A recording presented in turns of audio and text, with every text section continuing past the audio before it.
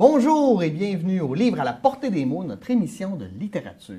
Cette semaine encore, on va parler de livres, mais cette semaine avec un angle nouveau. Avec moi, bien sûr, ma fidèle collaboratrice et extraordinaire personne dans la vie en général, Pauline Lapointe. Bonjour Pauline. Bonjour. Ça va bien? Oui, très bien. Oui. Et avec nous aussi, Josée Brassard, qui est coordonnatrice du livre à la Librairie centrale de Dolbeau-Mistassini. Bonjour Josée. Bonjour, merci de votre invitation. Oui, ça fait plaisir.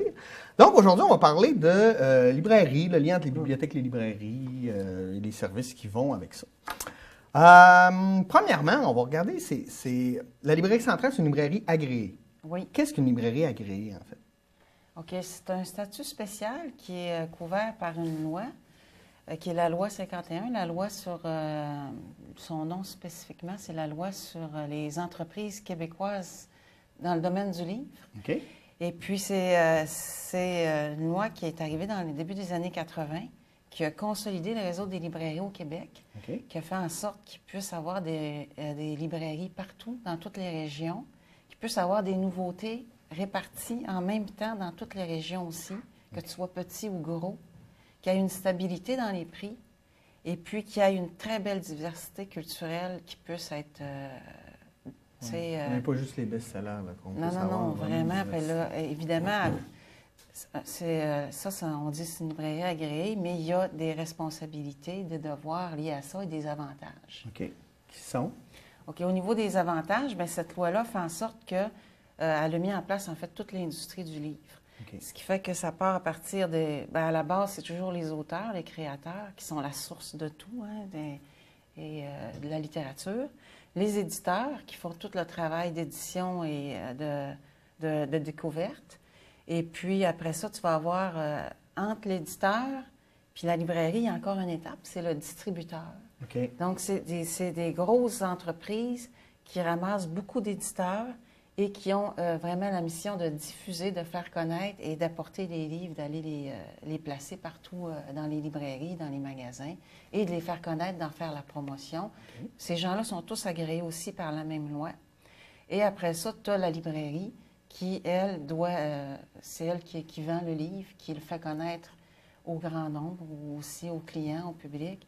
Et la bibliothèque, elle, toutes les bibliothèques, selon cet arrangement-là, cette convention, toutes les bibliothèques doivent absolument, nécessairement acheter le livre dans une librairie agréée. OK. Fait que toi, Pauline, quand tu fais... les acquisitions au niveau des bibliothèques, parce qu'au niveau des acquisitions, on est subventionné par le ministère de la Culture et des Communications. Et dans les exigences d'achat, c'est d'acheter chez un libraire agréé. Puis au-delà un libraire agréé, c'est le libraire agréé de ta région. Puis il faut que tu fréquentes 3 librairies de ta région. 3 obligatoirement? Oui. Okay. C'est pas déterminé en pourcentage, c'est pas tiers. Donc, c'est certain qu'on privilégie la proximité de notre libraire pour ensuite aller visiter les 2 libraires. Ce qui fait en sorte, comme Josée expliquait, c'est que peu importe que tu restes en région ou que tu sois dans la métropole, le même livre arrive. Il n'y a plus de délai. Le livre, c'est pas... si on regarde l'industrie du cinéma, des fois, ça prend plus de temps en région d'avoir les nouveautés. Mais au niveau du livre, dès qu'il arrive à Montréal, il arrive ici aussi.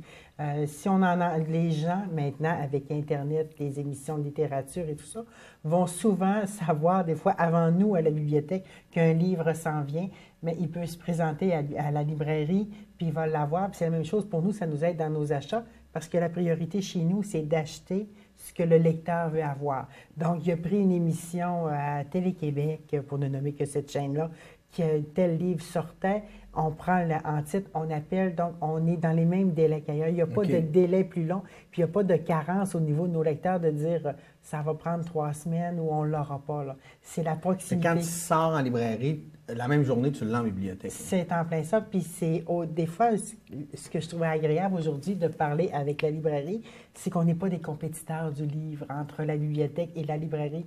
On est des partenaires. Pour aider justement nos lecteurs, pour répondre aux besoins de nos lecteurs, mais aussi pour éduquer nos lecteurs.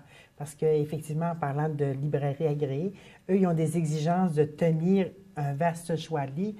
Donc, on dépasse le best-seller. Ça fait qu'avec l'offre qu'eux nous apportent, ça nous permet justement d'offrir un éventail de choix de lecture en médecine, en livres de recettes, guides de voyage. C'est tous des sujets qu'on a traités dans des émissions avant, mais c'est tout ce qui se fait en nouveauté et même les livres de Nouvel Âge, donc sur tout ce qui se fait sur les anges, etc. Oui, Donc, ça nous permet vraiment de répondre en temps réel avec quelque chose de très intéressant pour notre lecteur. Puis là, je reviens sur le fait que tu dis que tu es obligé de faire affaire avec 3 librairies agréées dans la région. Ça veut dire que là, par exemple, tu vas favoriser, j'imagine, la librairie qui est la plus proche. Mais à un moment donné, tu dis, bon, ben là, il me reste 2 livres à acheter, il faut que je les achète dans 2 autres librairies pour arriver à... Pour arriver à répondre à l'exigence du ministère. C'est pas étrange? Oui et non. Mais j'essaie de comprendre pourquoi on doit faire... Ça, on parle de Dolbeau-Mistassini, mais on parle de l'ensemble des bibliothèques de la région. Okay. C'est que si cette exigence n'était pas là, ce serait plus difficile pour le libraire de répondre parce que le libraire, la bibliothèque de Dolbeau-Mistassini va acheter là, mais le réseau Biblio, entre autres, qui dessert 55 municipalités au niveau de la région, va acheter aussi à la librairie centrale parce que juste moi, comme client, ce ne serait pas suffisant là, au niveau là, pour leur permettre une diversité. Qu'est-ce qui permet à nos libraires en région d'avoir une diversité, c'est justement la diversité des clients. Chaque bibliothèque aussi a un peu son créneau, si on veut. C'est que dépendamment du type de lecteur qu'on a, bon, ben peut-être que nous, on est des plus grands consommateurs de bandes dessinées. Bon, ben ça lui permet d'avoir un éventail de bandes dessinées. Mais pour ce qui est des livres, mettons, du Nouvel Âge, bon, ben peut-être que la municipalité de Saint-Félicien, c'est plus ce secteur. Fait que c'est ce qui aide à rouler puis à avoir une bonne base là, d'inventaire de livres pour offrir aux clients. José, comment ça se passe la concertation avec la bibliothèque? Dans le sens, est-ce que vous voyez les nouveautés puis vous allez le proposer à la bibliothèque ou c'est eux qui vous approchent? Comment ça se passe, votre relation? Ouais. D'abord, nous, les nouveautés, on appelle ça les offices dans le monde de la librairie. OK. On a des offices qui...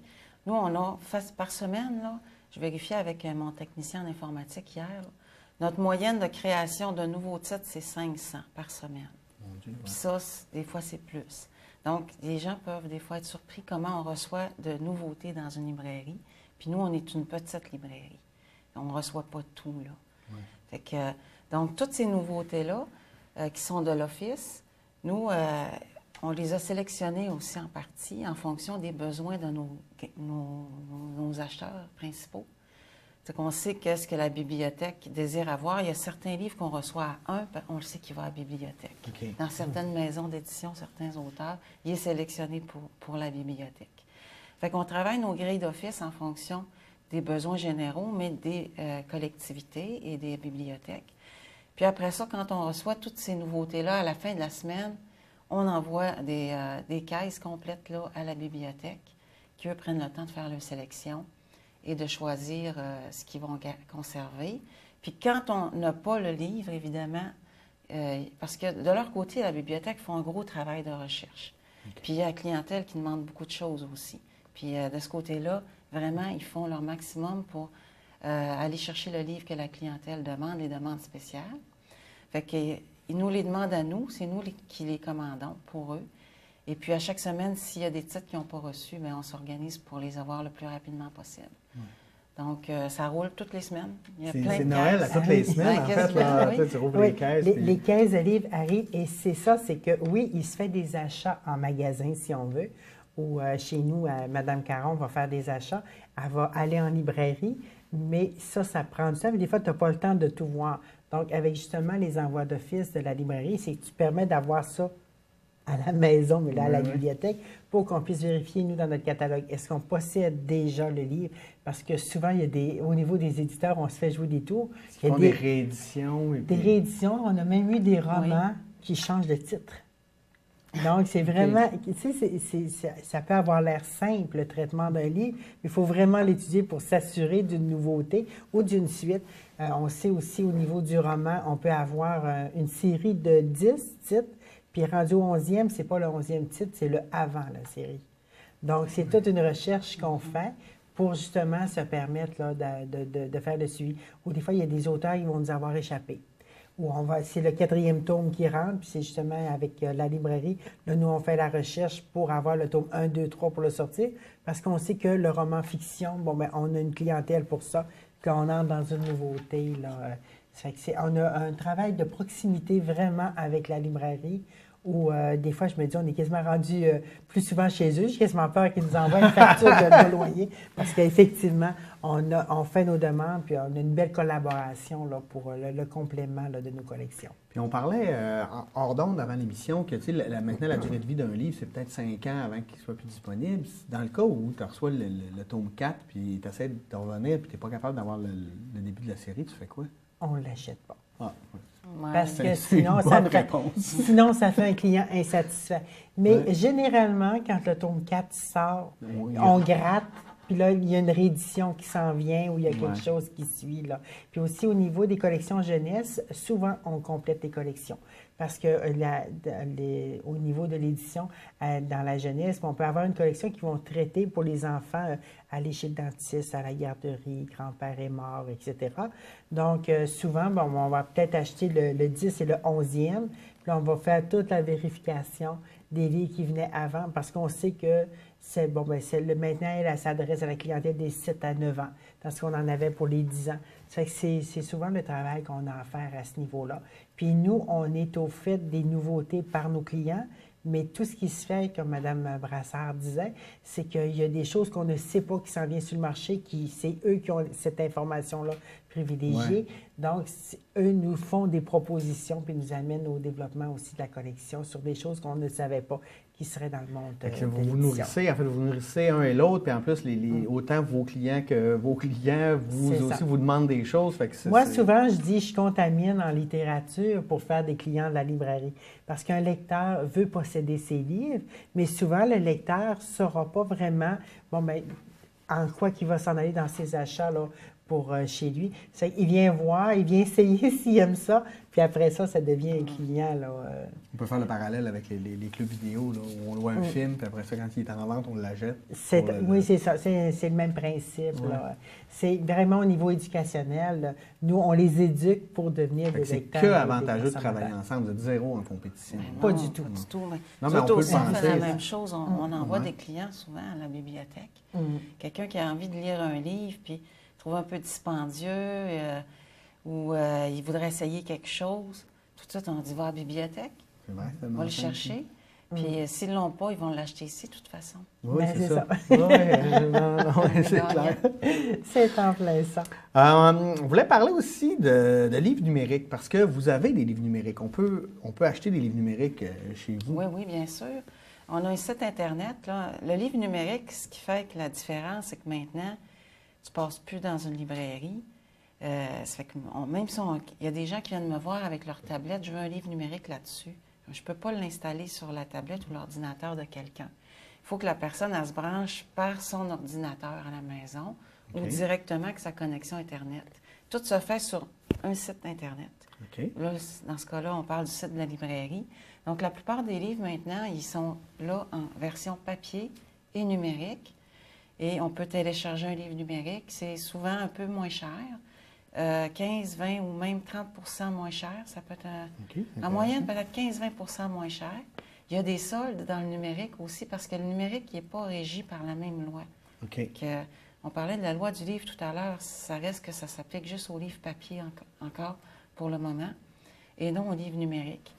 Et puis là, donc, il y a des soldes de livres numériques. Sur notre site, il y en a aussi. Et il s'agit d'ouvrir un compte, comme n'importe quelle place où on achète sur Internet. On ouvre un compte, on se prend un mot de passe, puis après ça, on connecte notre lecteur, notre liseuse ou notre machin. Puis tous les livres sont téléchargés tout le temps, ils restent là dans notre compte. Puis est-ce que vous vendez aussi des livres numériques ou il faut que les gens les aient déjà? La machine, oui, la liseuse. La liseuse, oui, on en a quelques-unes. Oui, oui, aussi. Fait que ça peut intéresser les gens. Là. Surtout quand on part en voyage, des fois, on va amener une pile de livres. Il me semble que c'est pratique. Puis dans le livre numérique aussi, il y a des titres qui ne sont pas disponibles en bibliothèque. Donc ça aussi, au niveau des éditions, ils ont essayé de regarder aussi au niveau du marché. Donc, il y a des livres que le client, monsieur, madame, tout le monde, peut se procurer en livre numérique, mais qui n'est pas encore disponible, nous, par les bibliothèques. Est-ce que c'est des livres qui sont, par exemple, ils sont plus édités puis on les réédite en version numérique ou c'est des auteurs qui décident, moi, je veux juste publier en numérique? Moi, Marie Laberge avait Oui. essayé un roman juste en numérique. Ça n'a pas dû être concluant parce que l'expérience n'a pas été reproduite, si on veut. Là. Mais moi, quand je vous disais au niveau du numérique, on pourrait prendre un roman de Marie Laberge avec son éditeur, excusez-moi, pourrait décider que le premier mois de vente, c'est seulement pour le livre numérique pour Monsieur, Madame, tout le monde. Okay. Parce que nous, au niveau des bibliothèques, l'acquisition, c'est pas la même chose. Nous, le livre, il faut qu'il devienne chronodégradable, donc il faut faire affaire avec prêt numérique. Donc, c'est une autre sphère, une autre plateforme, une autre sphère. Pour vous, les au niveau les livres, on ne peut pas les garder J'achète sur aussi la à la Librairie Centrale. La Librairie Centrale Ouais. est mon fournisseur aussi de livres numériques, mais c'est une plateforme différente pour les bibliothèques publiques que pour Monsieur, Madame, tout le monde. Il y a de tout pour essayer de créer un engouement. Là. Un peu comme ils ont fait avec la musique. Là. Les disques sont disponibles sur, mettons, iTunes, puis 2 semaines plus tard, tu peux acheter la version physique. C'est ça, c'est en plein ça. Mais ça reste que les gens ils ont le réflexe d'aller à la librairie, même pour un livre numérique. Là, la librairie est devenue virtuelle d'une certaine façon. Mais c'est parce que c'est là que tu vas tout trouver, ça regroupe tout. Si tu veux chercher juste... peut-être qu'un auteur, à quelque part, vend un livre, ça peut être intéressant, mais ça vient compliqué là, de chercher l'éditeur des auteurs, de trouver, d'ouvrir un compte, d'avoir des... alors que la librairie, bien là, tu as à peu près tout que tu peux trouver. Ton compte là, et puis tout te règle, tout ça. Puis quand on parlait de la musique aussi, c'est sûr que le livre numérique, il faut l'acheter... on peut emprunter de temps en temps. On achète des livres papier, on en prête, on emprunte. Bon. Mais des livres numériques, on peut en acheter, en prêter, on peut s'en faire prêter, mais il faut en acheter aussi. Parce qu'en arrière de ça, il y a des créateurs, il y a des auteurs, il y a une industrie, il y a tout le système québécois, la culture québécoise qui est en arrière de ça. Puis dans le disque aussi, il ne faut pas l'oublier, c'est quand même important. Je suis le premier à acheter. D'ailleurs, il faut que je me construise d'autres bibliothèques. C'est quoi le lien, par exemple, là, on en parlait avec les éditeurs, les distributeurs, ils viennent vous voir, vous proposer des produits que vous proposez. Et ça fonctionne de ce sens-là ou de ce sens-là, le lien avec les distributeurs, les éditeurs? Ça fonctionne, là, qu'ils vont venir en librairie, les représentants, ils suggèrent, ils présentent. Nous, le libraire fait le choix de ce qu'il prend, de ce qu'il ne prend pas, de ce qu'il priorise en fonction des besoins locaux des bibliothèques. Et puis après ça, on le propose à la bibliothèque. Mais c'est pour ça qu'il faut être toujours en communication pour être capable de bien identifier les besoins. Puis si quelquefois, il y a quelque chose qu'on n'a pas, comme là, la bibliothèque, ça fait pas longtemps, ils ont commencé à acheter des mangas. Alors que ça, c'est quand même spécial, c'est une clientèle à part. Et ça c'est un nouveau marché, les mangas. Puis nous, on n'en avait pas beaucoup, pas ce qu'elle demandait. Puis là, tu vois, on commence à rentrer plus ces produits-là aussi. Oui, parce que là, il y a un intérêt qui se crée, les jeunes veulent l'avoir, on va faire un cadeau, on va t'en acheter des nouveaux. C'est un monde. C'est une catégorie de clients différents de ce qu'on avait. Et c'est justement, c'est des acheteurs parce que le manga, souvent, va être le livre qu'ils vont se faire des échanges, ils vont commencer les collections. Les séries, en fait, c'est ça aussi qui est intéressant. C'est comme une série télé ou peu importe. Là, on fait des liens avec d'autres domaines, mais c'est tellement important. On dirait qu'on... Je dirais pas que dans une société de loisirs comme on est, on délaisse un peu le livre quand c'est la base de c'est tout ça. On passe par là nécessairement pour pouvoir consommer les restes de produits culturels. Oui, puis on le dit tout le temps, par exemple, quand il y a un film sur un livre, lire le livre, c'est vraiment meilleur. C'est toujours vrai. Oui, le manga est un peu le Archie de mes années quand j'étais jeune. Archie est encore publié. Oui, il est encore publié, il est encore très intéressant aussi. Mais le manga, au niveau de notre jeunesse, puis le manga, elle les fait dessiner aussi. Les gens vont dire, il n'y a rien à lire, il n'y a pas grand texte, mais ne serait-ce que de les dessiner, etc. J'ai appris mon anglais par la bande dessinée. C'était pas des mangas, mais c'était des super-héros. Mais sauf que c'est ce rapport-là, au début, tu es jeune, tu fais juste regarder les dessins, puis tu te mets à lire, puis non, parce qu'il n'y a pas de... Moi, je dis toujours, il n'y a pas de mauvaise lecture, parce que tous les livres t'amènent à une autre dimension au niveau de ta consommation culturelle. Puis là, je veux vous amener sur un terrain, pas glissant, mais je veux avoir votre opinion. Là, on en parle moins, là, mais je pense qu'il y a à peu près un an, on parlait beaucoup là, du prix unique du livre là, pour que les grandes surfaces ne puissent pas faire des ventes et vendre un prix en dessous du prix coûtant, en fait. Qu'est-ce que vous pensez de cette politique-là? Bien, il y a déjà, moi, je trouve qu'il y a déjà prix assez uniformisé dans le livre. Oui, c'est pas si Quand pire, même. ça.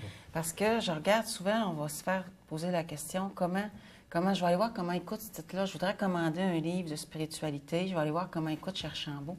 On peut y aller ensemble, vous allez voir, c'est le même prix. Oui, c'est ça. C'est à peu près toujours... Il y a quelques best-sellers là, qu'il va y avoir. Par exemple, chez Archambault, vont offrir des rabais. Nous, on le fait à l'occasion dans les best-sellers. Mais les milliers d'autres titres en arrière, là, c'est des milliers en librairie de Ça, titres. vous Là. êtes les seuls à les avoir. Hein. Ça, c'est le même prix partout. OK. Puis chez Renaud-Bré aussi. Puis à Montréal, puis à Dolbeau, même si on a deux sur nos tablettes, puis ils n'ont 150, c'est le même prix. OK. Tu sais, à quelque part, c'est un avantage aussi. Sinon, bien, c'est sûr que les les best-sellers, ceux-là qu'on retrouve chez Walmart ou dans d'autres, oui, là, il va y avoir des prix coupés. Puis ça, bien, ce qui est dommage là-dedans, c'est que pour les petites librairies, c'est souvent ces livres-là qui faisaient... La rentabilité. qui fait une rentabilité. Quand ils perdent cette rentabilité-là, c'est plus difficile pour beaucoup de librairies. Puis ça en est fermé des librairies, beaucoup de... Et qui fait rentrer ton client aussi. Et tout à l'heure, on parlait de la loi du livre. Au niveau des bibliothèques, la loi passe par là aussi. Je ne peux pas acheter aucun livre dans d'autres librairies agréées. Donc, on sait que les Walmart de ce monde, les Costco de ce monde, je ne peux pas aller acheter un livre là. Et le libraire qui fait une promotion sur les livres ne peut pas le vendre à la bibliothèque en promotion. OK. Pour justement la sauvegarde, si on veut, de tout la chaîne du livre, c'est que l'auteur n'est pas à rabais. Le libraire, quand il prend sur lui de faire un rabais sur le livre, c'est à son client. Et pour que ça ne touche pas la chaîne du livre, c'est que la bibliothèque il serait fautif, le libraire agréé serait fautif d'appliquer un rabais sur un livre acheté en bibliothèque. Fait qu'il y a vraiment une chasse qui est très importante, justement pour garder là, nos livres disponibles pour tout le monde, pour avoir le plus grand choix possible et l'équité pour nos auteurs. En tout cas, moi, chaque fois que j'étais à la librairie, j'ai eu très bon service. J'ai toujours eu ce que j'ai commandé. Fait que acheter des livres, c'est important. Est-ce que vous avez quelque chose à rajouter avant la fin de l'émission? Quelque chose qu'on n'a pas parlé, que vous avez aimé? Bien, tu parlais d'acheter des livres. Je te dirais, le libraire, c'est aussi son mandat. C'est de commander puis de trouver les livres, faire le maximum pour aller chercher le livre qui est demandé, d'avoir un service de commande. Et puis, ça arrive qu'on ne le trouve pas, malheureusement, pour diverses raisons. Ça arrive aussi qu'il n'est pas distribué au Québec.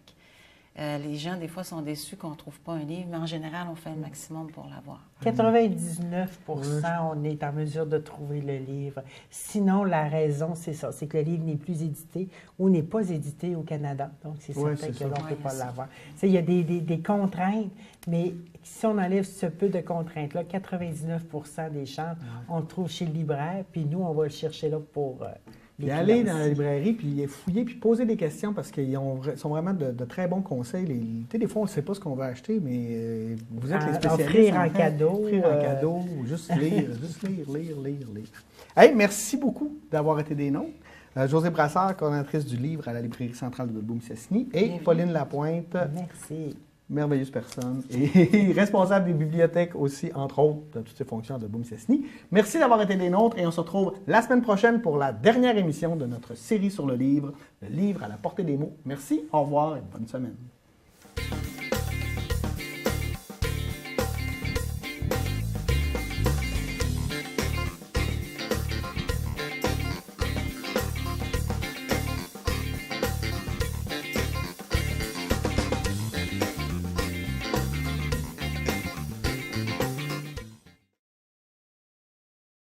Chaque jour il traîne autour avec son nuage gris. On dit qu'il veut toujours se faire des amis. Il a toutes sortes de trucs, souvent même il sent bon. Ou bien il se déguise en fruits ou en bonbons. Il suffit d'une seule fois, d'une seule permission pour qu'il répande en toi des traces de poison. Si tu le croises un jour, même si c'est juste une fois, rappelle-toi que boucan, il magane les organes. Même une seule cigarette, ça magane les organes.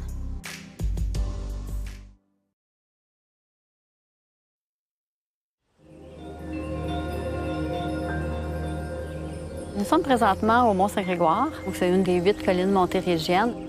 C'est un site exceptionnel qui offre un panorama sur la région. Donc, c'est-à-dire un point de vue 360 degrés en haut. La Fondation Hydro-Québec a permis de redonner l'accès au Mont-Saint-Grégoire tout en limitant les impacts de la randonnée pédestre, améliorer le réseau de sentiers et il y a des outils éducatifs. Ce dont je dirais on est peut-être le plus fiers, c'est les panneaux qui sont au sommet. Les objectifs à long terme sont en fait de préserver l'intégrité du milieu naturel du Mont-Saint-Grégoire à perpétuité.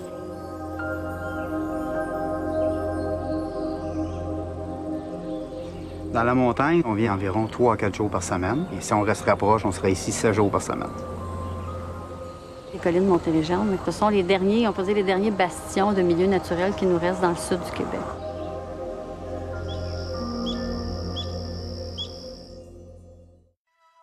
Dans les différentes régions du Québec, la SOPFEU a installé des panneaux d'inflammabilité pour que les amateurs de plein air connaissent le danger d'incendie. Grâce à ces panneaux, on peut éviter de faire des feux à ciel ouvert lorsque les conditions sont dangereuses. De plus, par un simple clic sur votre souris, vous pouvez consulter le danger d'incendie de votre région sur la page d'accueil du site de la SOPFEU pour vérifier si vous pouvez faire votre feu de camp. Cet été, dans vos activités, soyez prudents et faites votre part pour la protection des forêts.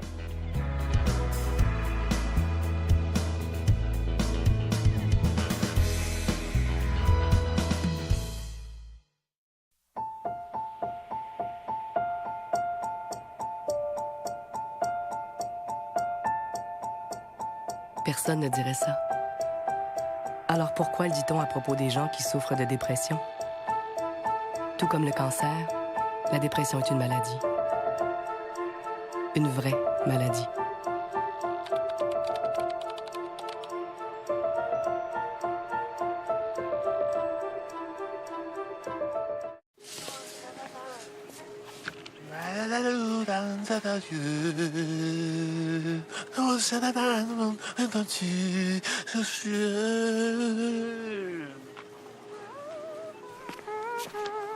Ce soir l'amour est dans tes yeux, mais demain matin m'aimeras-tu? Ce soir l'amour est dans ta voix.